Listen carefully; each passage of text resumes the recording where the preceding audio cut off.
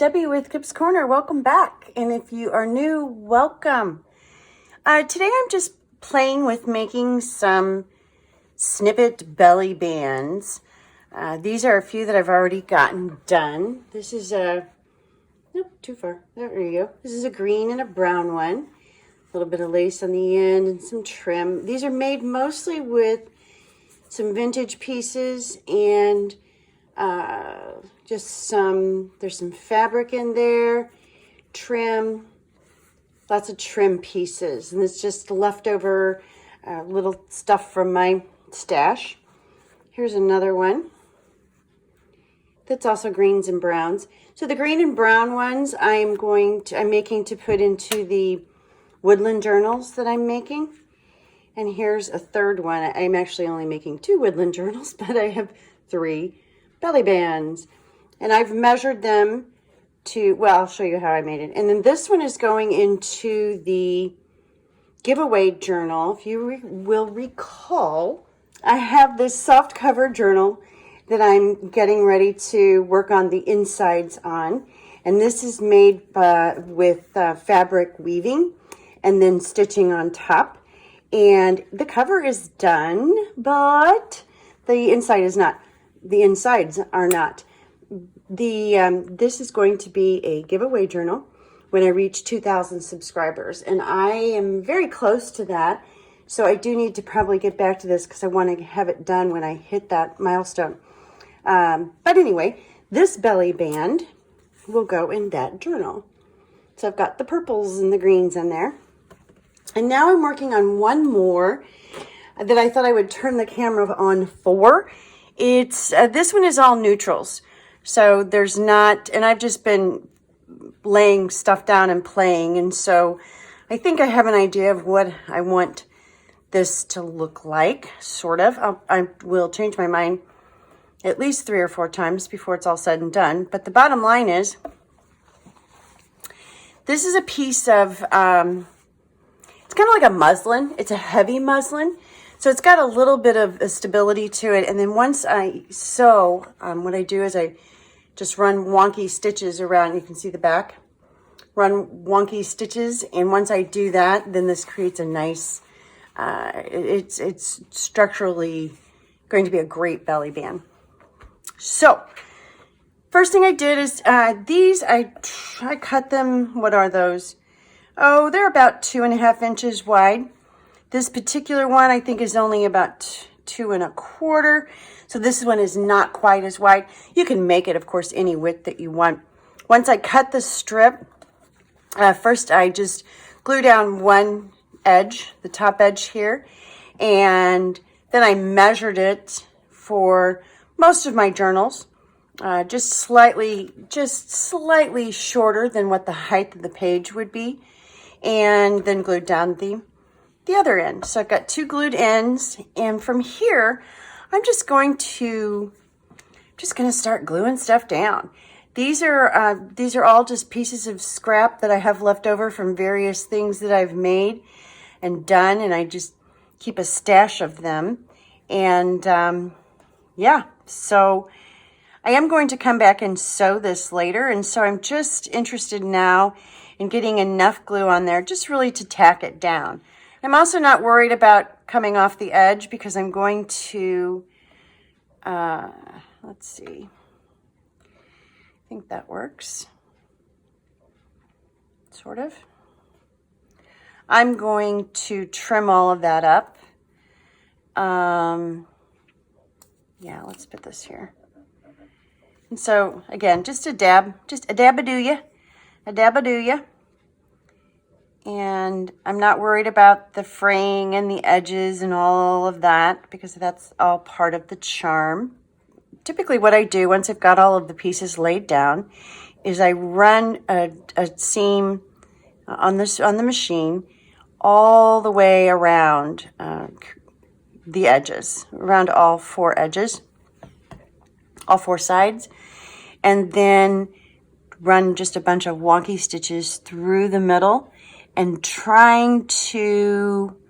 my goal is to try to capture every piece as I'm running those stitches through. so that each piece is nicely sewn down. That's the plan anyway. We'll see. I'm just going to put just a tiny bit of glue down there, again, just to hold that little guy until I sew him. And then I won't sew this until it's, there we go. I won't sew this until this glue is just completely dry. And basically I'm just then creating a trim collage, a collage of trims, and until I've covered all of the background. Some of these pieces I put just a little bit more glue on just because they're, they need that. I don't want them sticking up when I'm trying to sew it, so that I don't want them to, get bent over or not sewn straight or whatever. And I want lots of layers, and I want pieces under pieces and over pieces. And I don't know why, but I do typically start from the bottom up, from the bottom and work my way up.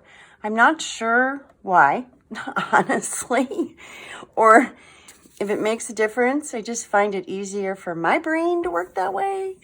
Doesn't mean yours will. You can do this however you want. That's the beauty of it. There's no right or wrong, and everybody's is going to turn out just a little bit different. All right, where do we go from here? Yeah. And it's just basically a big puzzle piece, really. And you're just fitting all of the pieces together until you get to the top and it's done. That's the other benefit to just loosely sort of tacking some of these down, is that, yep, that's going to work. Yep. Is that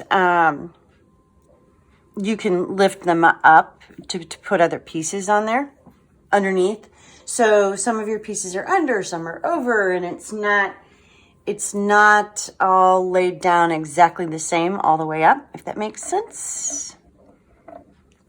Where I have all these pieces sort of intersecting, that's where I'm going to put another little something on top there.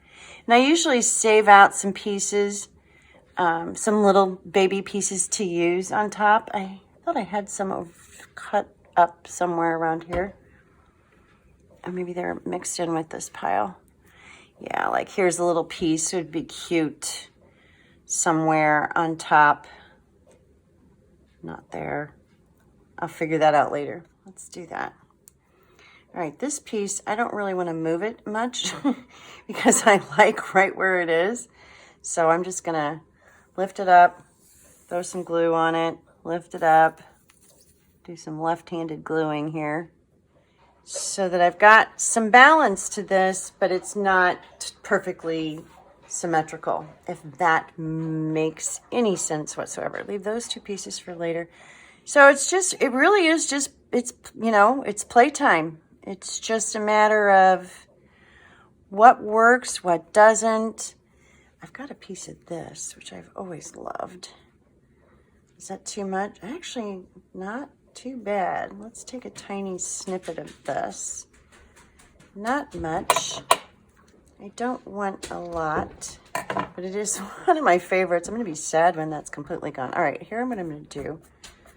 And I like to finish the edges off with a trim of some sort, or something dangling down from the bottom. It's okay if some of the things you lay down, like this piece of fabric back here, kind of get sort of, pretty much completely covered. That's okay. You're layering. You're putting lots and lots of layers. Okay, I've got the base, I've got everything covered. And now what I want to do is go back, clean my mess up a little here. I want to go back now and fill in some of the big open spots. One of the things that I saw that I wanted to do, I think, was put him there. I really like that.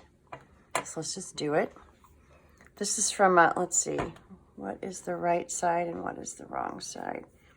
This is from an old vintage piece of doily, and I've gotten so much mileage out of these little flowers. I just love them. They're really a fun to play with. I put them on tags. I put them on journal cards here. And they're, you know, that's the other thing too. You got to know when to stop.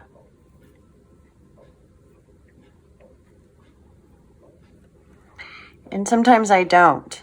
I have the sewing machine I have is and it's kind of like it's like a beginner's sewing machine. It's, you know, not fancy at all. It's not. And then to balance this out, so I've got, to balance this out, I think a charm hanging right down here would be absolutely adorable. So anyway, I was just saying with my sewing machine, so I don't worry about running things with glue on them or things that are too thick, or there we go. So, because I'm not worried about it. Actually, I'd love an excuse to get a new one. Yeah, don't tell anybody I said that. Okay, let's see. Straighten it up just a tiny bit. There we go. I like it. I do. I like it. I like it. I like it. All right, I'm going to run this through the sewing machine, and then I will be back to finish it off. Okay, I'm back. I've got this sewn just in, you can tell the machine got really goofy on me, but it's fine. Can clean that up later. Anyway, I've got this sewn, and now I thought some buttons might be a nice little touch here in a couple of different places. So I'm just going to play with moving these around and seeing if there is a spot that I like, and when I land on one, I will leave it there. And then see if there's another one. Oh, I have an idea. I know what I need. I know. I'm going to put a rusty safety pin there. Got some right here. Right here, just ready to be used. Now the big question is what size? That's too big. Let's go smaller. What if it's up and down like that, sideways?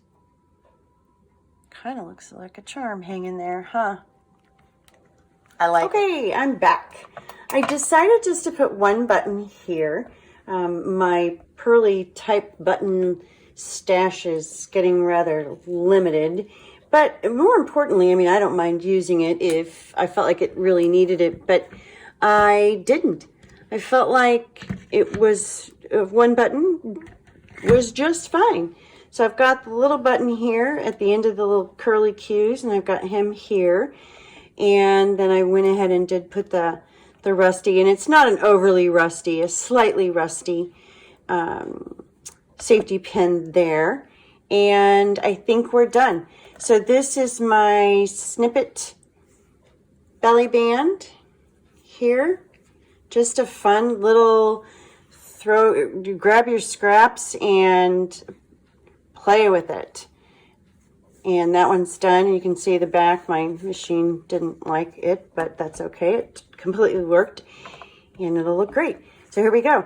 Here's the neutral colored one. Here's the purple one. And then I have 3 woodland brown slash, let's get that glare covered up there. Brown ones, browns and creams and greens. So there you are. That's it. Thank you so much for joining me. I hope you enjoyed this, and I hope you pull those scraps out and play with them and have fun making clusters and snippets and all sorts of the fun types of things. Until next time, thank you so much for joining me. Your support is greatly appreciated. And I will see you again, or not see, I guess. I'll talk soon. Bye-bye.